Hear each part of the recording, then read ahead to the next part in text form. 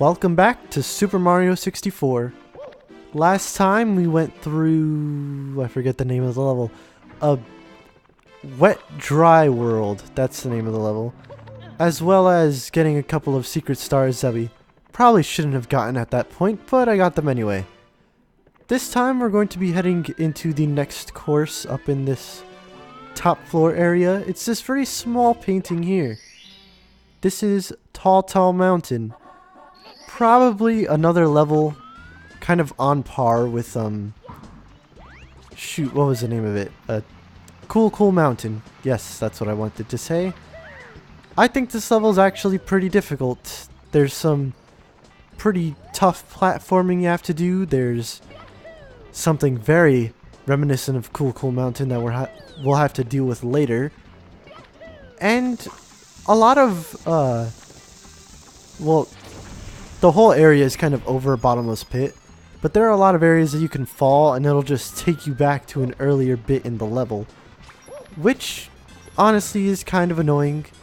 I mean, it's better than dying, but it's still, you know, a chore to get back to where you were because it's such a vertical level.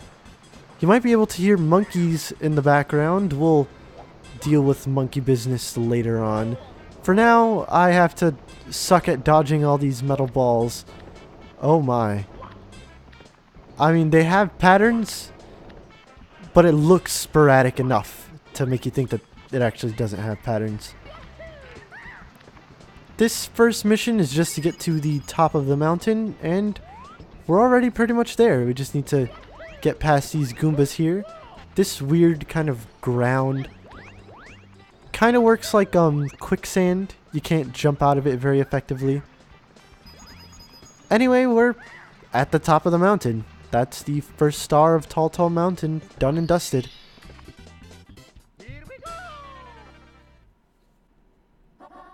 Now we have to actually deal with monkeys.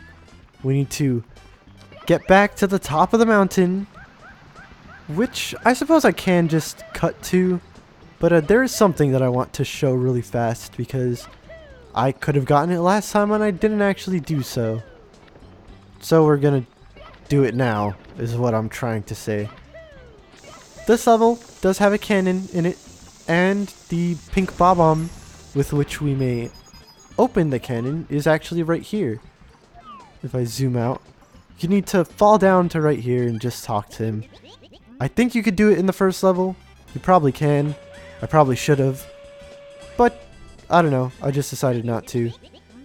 Maybe it's because getting back up is a bit of a chore. I could probably backwards kick my way up there, or you know, get hit by that fly guy, or whatever he's called. This is not the monkey we need to deal with, and I do not want to deal with that monkey because if you decide to grab him, he will actually steal your hat. And I've talked about losing your hat before. I'm pretty sure you like take double damage or maybe some extra damage from enemies. And also you need to find your hat again in the same level that you lost it in order to regain it. So say I lost it in Snowman's Land. I need to go all the way back to Snowman's Land to get it back. Or I could just like finish the game without the hat. I think I actually have like seen the ending without a hat. But it's not really all that. There's not much of a difference. Anyway, the star said something about a cage. Yeah, the mystery of the monkey cage. So what we need to do is actually grab this monkey up here. I'm pretty sure the monkeys are named like Kiki or something like that. The thing about these monkeys is that they're very agile. I'll try to show it off here, but if they get stuck to a wall, they'll jump over you. A lot harder than Mips, in my opinion, to catch. What I try to do is get him into the corner, because for some reason when he gets there he just doesn't jump over you. The corner where the gate is, please, not... Ooh. I guess I gotta stick close to him. Okay, yeah, this corner right here. He'll just keep running and... Or, you know, I could just be lying. This is how it kind of went in the practice run I did. He was being very uncooperative. Get in that corner. Stay in the corner. Come on. I don't want to have to cut. You know what? I'm probably gonna have to cut. Well, he just kind of didn't move while he was running into the sort of, I guess, invisible wall, you could call it, right there. That took not as long as I expected, but not by very much. It still took a pretty long time. Anyway, now you can jump to this weird crate thing and take it down to the bottom. And that's actually how we get the star. I guess he breaks it or something, which I'm pretty sure Mario could have done easily, but whatever. Let's just grab the star and hopefully not die on the way down. There we go. That's also a very nice thing. There's a lot of water in this level, with which you may recover your health. If I could actually get out of the water, that'd be great too. I don't think the flow of the water is too great. I don't think it even affects you at this point. But it does look like the water should be able to push you off. And there are certain points where you can't swim because the water pushes you too much. Like right here, you'll be forced to this direction and end up over there. If you fall in the water, that is. Now we have to get the 8 red coins. And they're not that difficult to find. There's... Whoa, I did not mean to do that. There are 4... Well, are there 4 here? There's 2 areas where there are red coins kind of clustered, is what I'm trying to say. And both areas have 4 coins each, so it's pretty easy. The first area was with those mushrooms. And this second area is this bit with the vines that you can't climb on. It looks like you should be able to. Or at least it feels like you should be able to, but you can't. It doesn't really matter because there are alternate ways to get up. And I don't want to... Oh no. I was gonna say I don't want to, like, do the whole monkey bar thing. But I accidentally stomped on one of these Monty moles. These enemies did appear in Hazy Maze Cave, but I didn't really bring any mention to them. They just truck rocks at you. They appear out of these holes. And I think in Hazy Maze... it happened a second time. I think in Hazy Maze Cave there is a way to, like, grind 1-ups off of them with Metal Mario or something like that. If you continuously run into them in a circle. Like, there's 2 of them next to each other in the actual maze area. Something like that. Maybe that's a 3DS version. Not 3DS. A DS version thing only. Because, in the DS version, they add another power-up. They give you the Mega Mushrooms from, like, New Super Mario Brothers. And basically what the Mega Mushroom does is kind of self-explanatory. It turns you gigantic. If you keep running into enemies and such, then you'll eventually, like, start getting 1-ups, kind of like if you had a star or something like that in another Mario game. And I guess going along that path was kind of useless because I'm just going to go up this way anyway. I don't Oh, there it is. I could probably do like a very short triple jump up to there from... Right here should be good. There we go. And the star appears conveniently very close to us, so I'll just jump toward it and hopefully not die. A long jump should do the trick. If the... Okay. I was gonna say the camera's kind of wonky there, and it kind of is. You have to do a bit of a leap of faith in order to get that. Oh shoot, I talked into one of these. Now I can't edit around it. Oh no. And that actually happened a couple of times so far. Me bumping into the top or the bottom because the painting is so small that you can't really jump into it unless you jump perfectly. You know what I'm saying? This mission is Mysterious Mountainside, and for the longest time, this one was the one that got me stuck. Like, I had no idea how I was supposed to complete this one. I am a person that's against using guides, but I think this is one that I actually did use a guide for. Like, the only star in this game that I used a guide for. Oh, well, there's what I was talking about. If you fail in Tall Mountain, then your punishment is having to climb back up. And of course, a short reduction, or not short, small reduction in health, because fall damage isn't all that great from such heights. I might have mentioned it before. I think it was like in post of last episode, like while I was doing the 100 coin mission. But you actually can take more than just 2 slivers of fall damage. If you fall from a great enough height, you can take 4, which is pretty dangerous. That's half your health gone right there. I think that sign actually has something to do with... Oh, hopefully there are some coins, or I have good dodging skills. And it looks like good dodging skills are what... I spoke too soon. Anyway, well, let's kill some Goombas to get some health back. Which is actually pretty dangerous. I mean, Goombas only take away 1 sliver of health. But still, it's kind of dangerous having to deal with an enemy in order to try to get your health back. Anyway, what I was going to say before, that sign might have said something about hugging the mountainside in order to get into a secret level.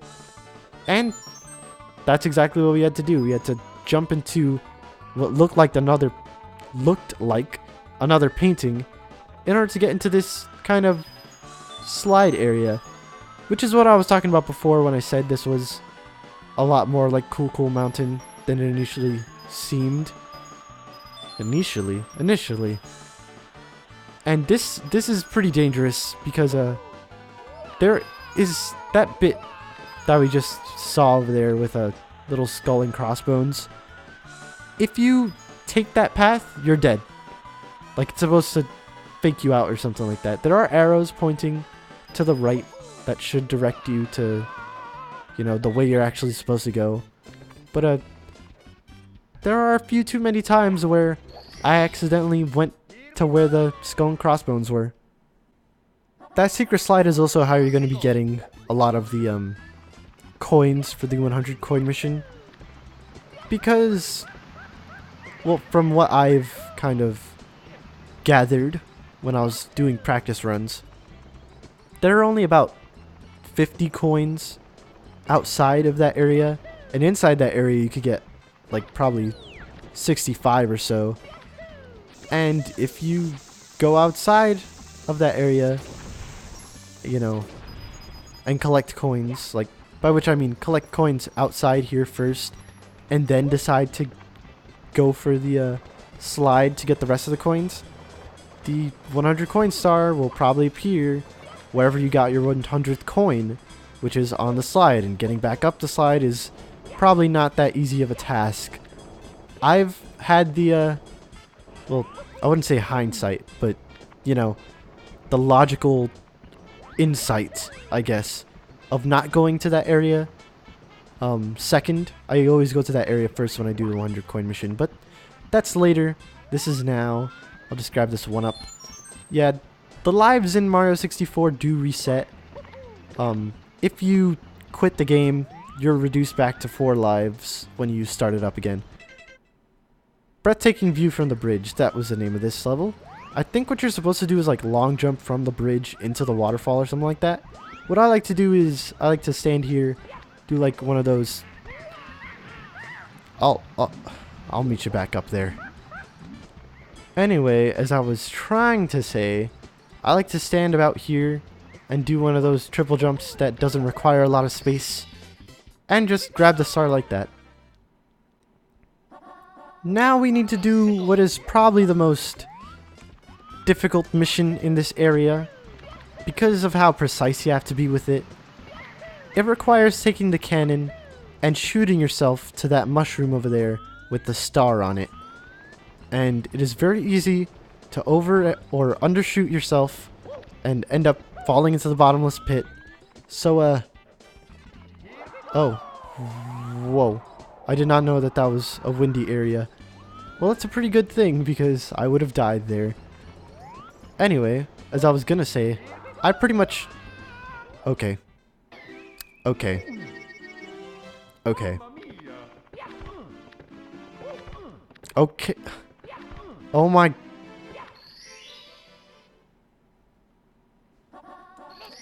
Anyway, as I'm trying to say, I know a pretty surefire way of getting to that, you know, that star from the cannon.